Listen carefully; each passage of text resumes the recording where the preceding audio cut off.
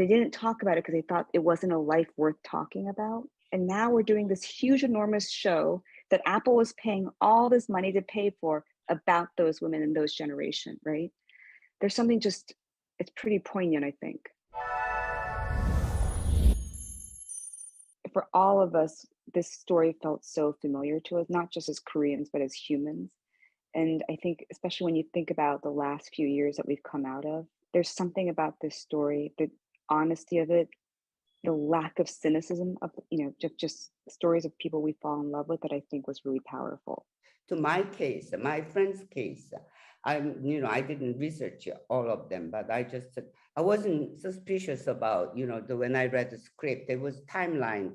So I wasn't sure about my age. I don't know how the audience will adapt that timeline, but it's well, I think, written, and it's Sue did a wonderful job, and all the timeline I didn't get confused my age, so that she did a wonderful job. When I usually watch my show, and then I cannot enjoy it because I was just looking at myself on the screen. That's very embarrassing, and then I always regret about why I did that.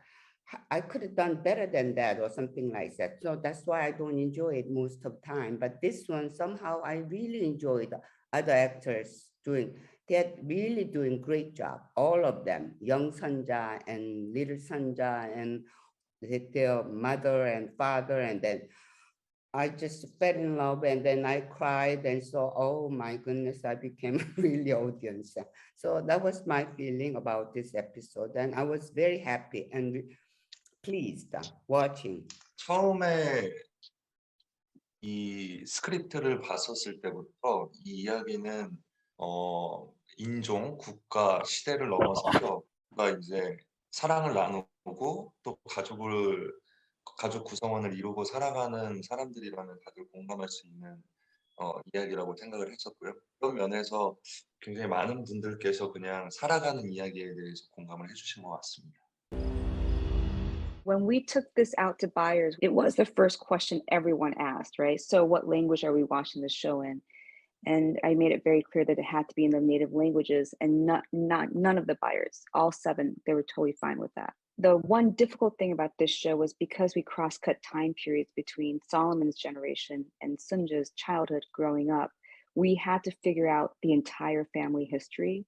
So even though in the first season we don't meet, the second generation, we still need to know what happened to them, because it affects when YJ plays Sunja, she's living that past already within her bones. So that was one of the challenges of it, but we knew where it was going to end. I mean, I think that's one of the things about this show that people have to buy into, which is you're meeting different characters at different timelines and different time periods. 늘 약간 작품 선택 기준이 뭐 제가 잘할 수 있다라는 어떤 캐릭터보다는 내게 어떤 공감을 일으켜주는 캐릭터인가를 좀 생각을 하게 되는 것 같은데, 그런 면에서 저는 제가 했던 모든 사실 캐릭터들은 인간 이민호가 그 캐릭터에 어떤 공감이 되고 동요가 되는 캐릭터였기 때문에 했던 캐릭터인 것 같아요. 그런 면에서 선수라는 캐릭터도 그런 힘들었던 시대에 정말 처절하게 처연하게 그리고 살아남으려 했던 그런 생존의 과정들이나 그의 어떤 생존 방식이 많이 공감이 되기 때문에 버첸코도 꼭 하고 싶다는 생각이 듭니다. See, I've been working in this industry almost 60 years, they said. So my age, roles are roles, all same to me. But somehow this one is very different, the Sanja's character. Somehow I'm not sure I read the script first or novel first, but I read both. And then I felt immediate connection to Sanja.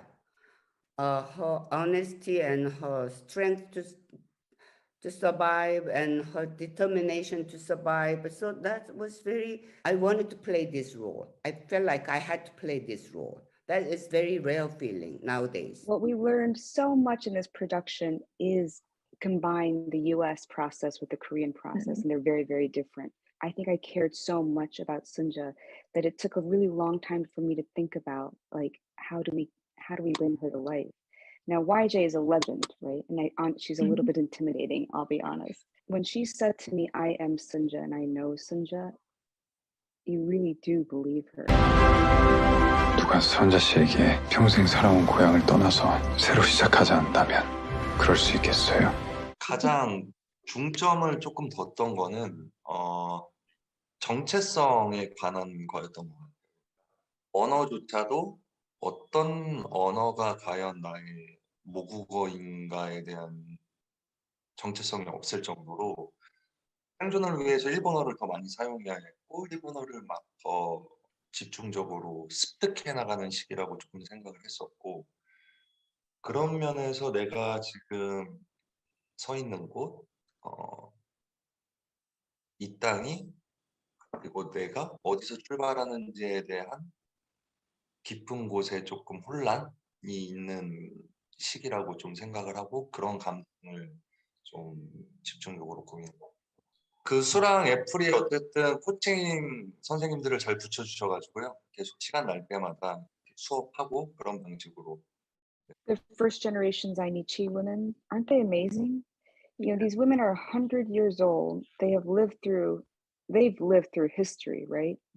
When you look at what those women have seen and what they experienced, my life will be nothing. Like what I have seen in my life is going to be nothing compared to those women.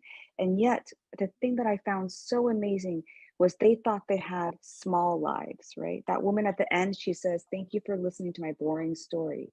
And it's so shocking because it's anything but boring. They didn't talk about it because they thought it wasn't a life worth talking about. And now we're doing this huge, enormous show that Apple was paying all this money to pay for about those women in those generation, right?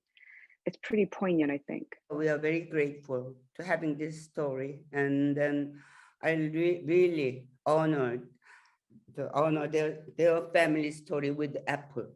So I'm very grateful, Apple, for the Apple. Yes. Because otherwise, nobody would understand or what happened in a small country in Asia. But you did a wonderful job, really. So. Oh, YJ, thank you. So season 2, we jumped to World War II years. So it's the two boys growing up. So the best of years and the worst of years, right? So we get to see that in their brotherhood. Aside from Sunja and Hansu's romance, we have like one of my favorite romances in the book coming. 저는 로맨스도 기대가 되고요. 그리고 뉴 제네레이션한테 이제 그러니까 시대가 바뀌는 또 영향을 주는 그런 사랑 이야기도 기대가 되고요. 그리고 선자의 생존 이야기도 기대가 되고요.